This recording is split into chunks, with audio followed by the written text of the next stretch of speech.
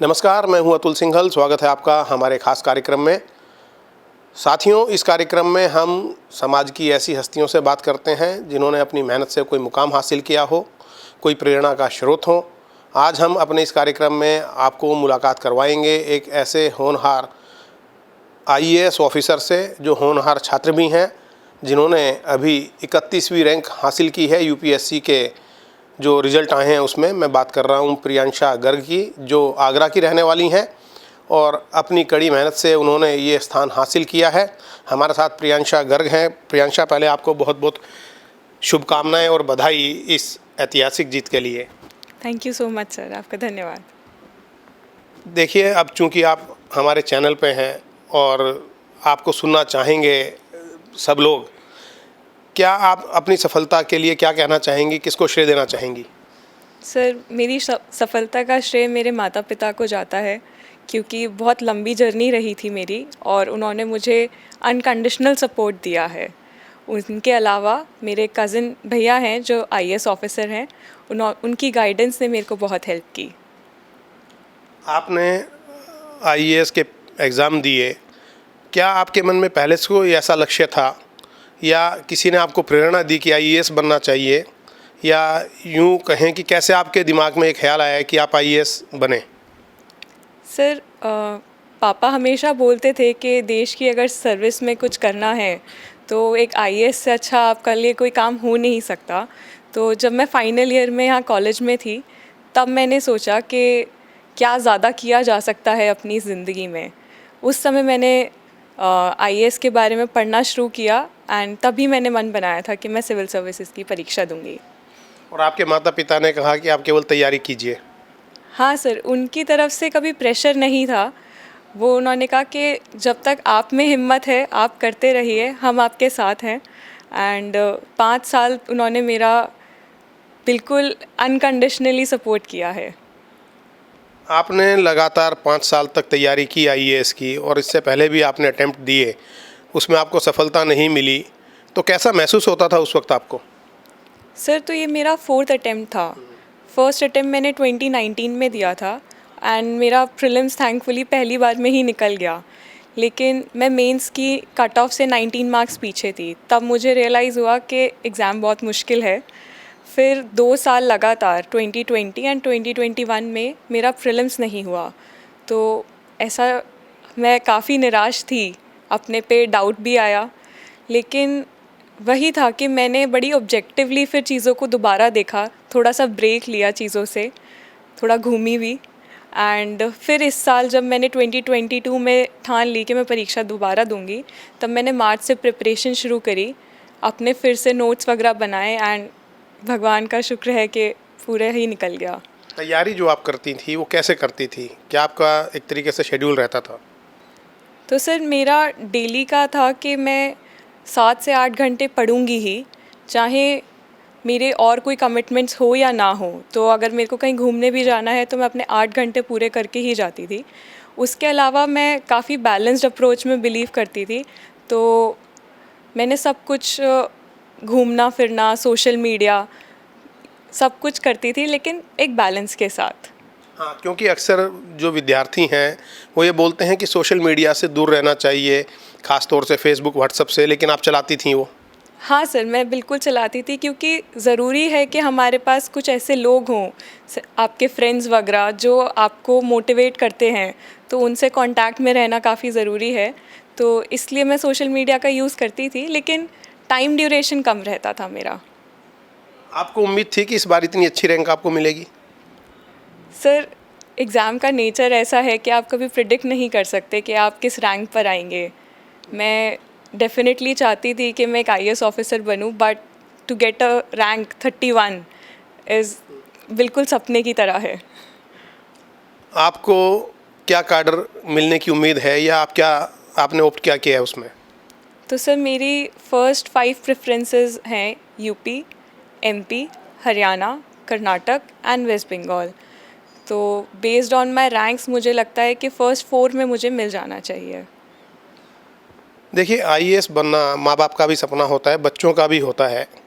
IAS बन के क्या आप करना चाहेंगी जो कुछ लोगों को अलग दिखाई दे? सर मैं आगरा से हूँ। आगरा एक टियर 2 सिटी है एंड सारा एक्सपोजर मेरा मुझे दिल्ली अपने कॉलेज महाराजा अग्रसेन में आके मिला।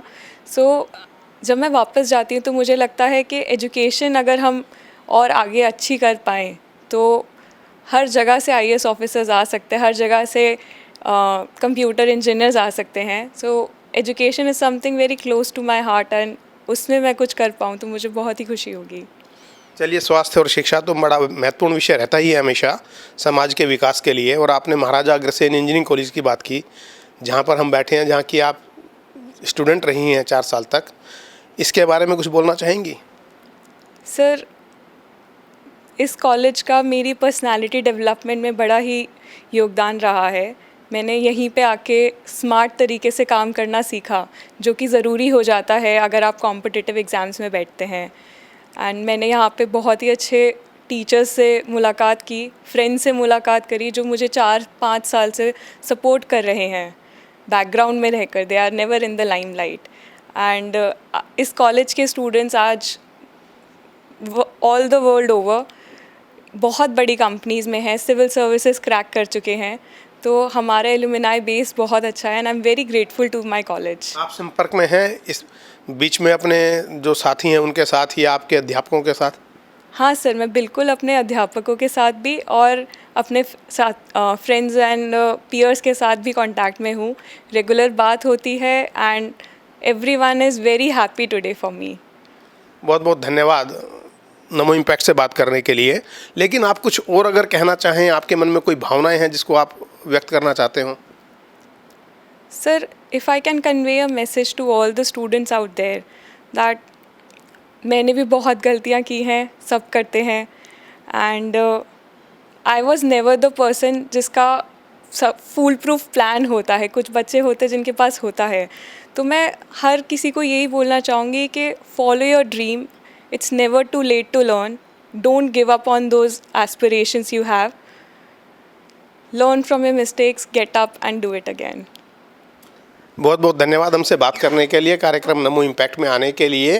प्रियांशा गर्ग, जिन्होंने 31वीं रैंक हासिल की है यूपीएससी के एग्ज़ाम्स में, आईएएस ऑफिसर वो बन गई हैं। बच्चों को उन्होंने संदेश दिया कि किसी भी तरीके से, किसी भी स्थिति में निराश होने की आवश्यकता नहीं है। एक पूरा का पूरा प्लानिंग करके, योजना बनाकर अगर आप तैयारी करते हैं अपने सपनों को पूरा करने के लिए, तो उसमें कामयाबी मिलना आपको निश्चित है। लेकिन शर्त यही है कि आप निराश नहीं होंगे और सतत प्रयास करते रहेंगे। इस वक्त हमारे साथ प्रियांशा गर्ग के माता पिताजी हैं, जो आगरा के रहने वाले हैं, और उनसे भी जानते हैं कि उनको कैसा इस वक्त अनुभव हो रहा है। विनोद अग्रवाल जी हैं। विनोद जी, आपकी बच्ची ने आईएएस में एक अच्छा रैंक हासिल किया, आपकी क्या प्रतिक्रिया है? बच्चे जब आगे बढ़ते हैं तो माँ बाप का सीना गर्व से चौड़ा हो जाता है और वो समाज में एक अलग स्थान पा लेते हैं। ये ऐसा क्षण है जो हर व्यक्ति को अपने जीवन में नहीं मिलता है। मेरा सौभाग्य है कि मेरी बेटी के द्वारा ये मुझे प्राप्त हुआ है।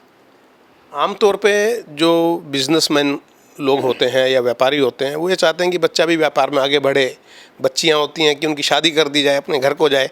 लेकिन आपने इसको समय दिया तैयारी करने के लिए, तो क्या आपको उम्मीद थी कि इस प्रकार से इसको सफलता मिलेगी? मुझे पूर्ण विश्वास था, क्योंकि मैंने अपनी बड़ी बेटी को भी कहा था कि तू आईएएस की तैयारी कर, लेकिन उसका रुझान आईटी में था और उसने IIIT दिल्ली से करा है और आज वो आईटी कंपनी में है। मैंने अपने बेटे को भी बोला, लेकिन भाग्य जो चाहता है वो होता है। इंसान के करे इस संसार में कुछ भी नहीं होता। निश्चित तौर पर, और ये बड़ा गर्व का विषय है। ममता जी, आप अपने जो है अपनी प्रतिक्रिया दीजिएगा। मेरे वैसे तो तीनों ही बच्चे बहुत होशियार हैं, लेकिन प्रियांशा में एक अलग से जुनून था और आज भी है कि जो करने की सोच लिया उसको करेगी। और मैं समझ सकती हूँ कि इसने इस चीज़ को दिखा दिया कि एक बार फेलियर आई, 2 बार फेलियर आई, 3rd टाइम फेलियर आई, लेकिन इसने एक ठान ली कि मेरे को ये आई निकालना ही है आईएएस, और उसमें ये सफल हुई। आईएएस जो है ये एक समाज सेवा का भी जरिया है, और आमतौर पे जो माँ बाप हैं उनका जो सीख है वो बच्चों पर ज़्यादा प्रभाव डालती है। आप इसको क्या सीख देना चाहेंगे, या क्या आपको उम्मीदें हैं, क्या कहना चाहेंगे आप? मैं चाहूँगी कि बेटा इसको देश प्रेम से बांधना, देश के लिए कुछ करने की ठानना, इसको और किसी चीज़ से मत सोचना कि मैं कितनी बड़ी सीट पर बैठ गई हूँ, इसमें अहंकार नहीं होना चाहिए, पोलाइटनेस होनी चाहिए। और अब आगे भी जो भी करो वो ऐसा नहीं कि मतलब उसको सिर्फ एक ऐसे ही लेना है, बल्कि उसको एक अपनी ऐसी छवि बनानी है कि उसको लिए हमें भी गौरव हो और देश के लिए भी तुम एक गौरव का परिचायक बन जाओ। बहुत सुंदर आपने बात कही। पिताजी क्या सीख देंगे? देश की सेवा का मौका हर किसी को नहीं मिलता है, ये मौका देश ने तुम्हें दिया है, इसको गौरवान्वित करना, जिससे हम लोग अपने आप को महसूस कर सकें कि देश सेवा तुमने की है। बहुत बहुत धन्यवाद हमसे बात करने के लिए विनोद अग्रवाल जी और ममता अग्रवाल जी, जो प्रियंशा गर्ग के माता पिता हैं। उन्होंने कहा कि ऐसा कार्य होना चाहिए समाज सेवा और देश सेवा का कि जिससे गर्व से सीना चौड़ा हो सके पूरे परिवार का। और हम ये चाहेंगे कि जो बच्चे IAS में आए हैं या जो भी बच्चे सिविल सर्विसेज में आते हैं, वो अपने एक लक्ष्य लेकर चलें कि किस प्रकार से देश की सेवा करनी है। अतुल सिंघल, दिल्ली।